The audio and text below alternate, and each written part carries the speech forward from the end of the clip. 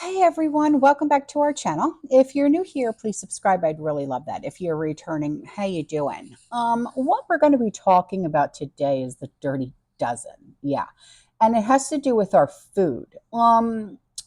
This is very, very concerning when it comes to a lot of us, especially for those of us that have dietary restrictions.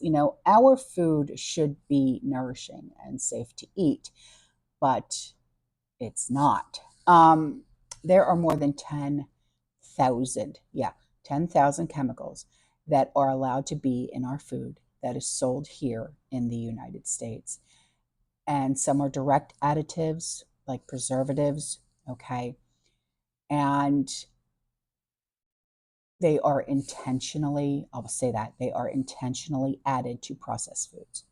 Others are called so-called indirect additives, which contaminate food during processing, storage, and packaging.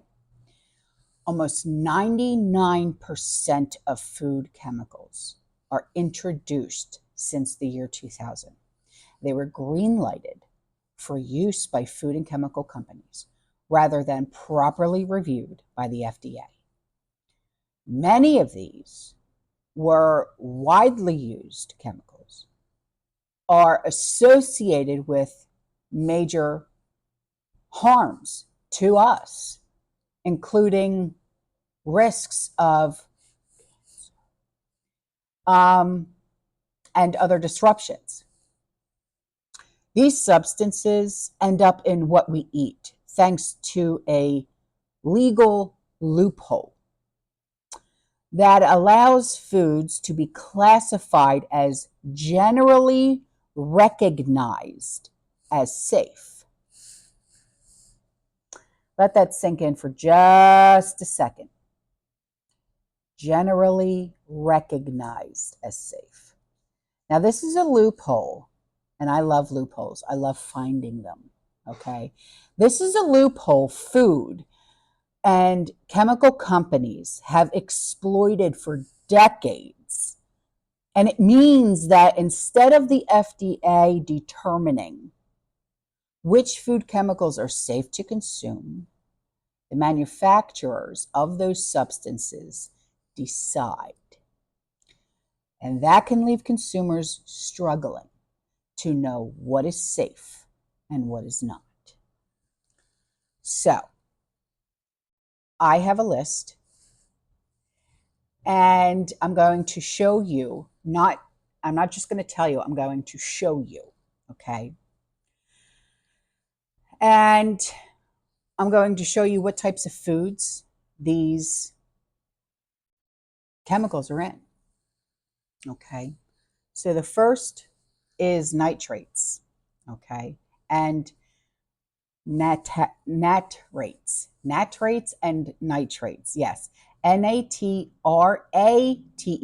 and nitrites, okay? Two different kinds, okay? They are preservatives that are used to cure meats. And they have been linked to certain, okay, and possibly brain and thyroid as well. Yeah. So in the picture, you saw like salami, ham, like your general, what do you want to call them? Lunch meats. Okay. So now the next one, potassium bromate. It's a possible human carcinogen added to flour for baked goods. I've talked about this before. It's in our bread. It's hair. Yeah. So the next one is propylparaben. It's a preservative that's used in pastries and some tortillas. And it has developmental and reproductive harm. The next one is BHA. Okay, it's a preservative used for curing meats and other foods. And as multiple sources have identified as a possible human carcinogen. The next one is BHT. It's a preservative found in cereals and other foods, and it has a chemical cousin of BHA, of a human carcinogen. The next one is TBHQ. It's a preservative that's used in Pop-Tarts and other processed foods. It may harm the immune system and weaken the effectiveness of vaccines. Yeah. The next one is titanium dioxide. It's a color additive that's used mostly in different candies, and it can damage your DNA.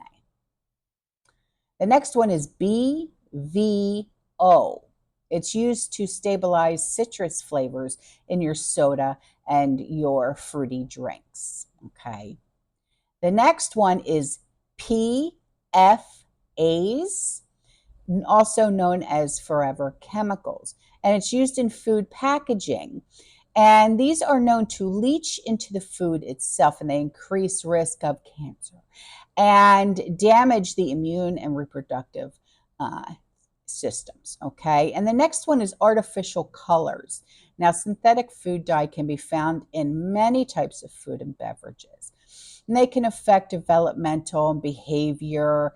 And there are 7 that is especially concerning about. Okay, you've heard of like red 3, red 40, yellow 5, yellow 6, blue 1, blue 2, and green 3.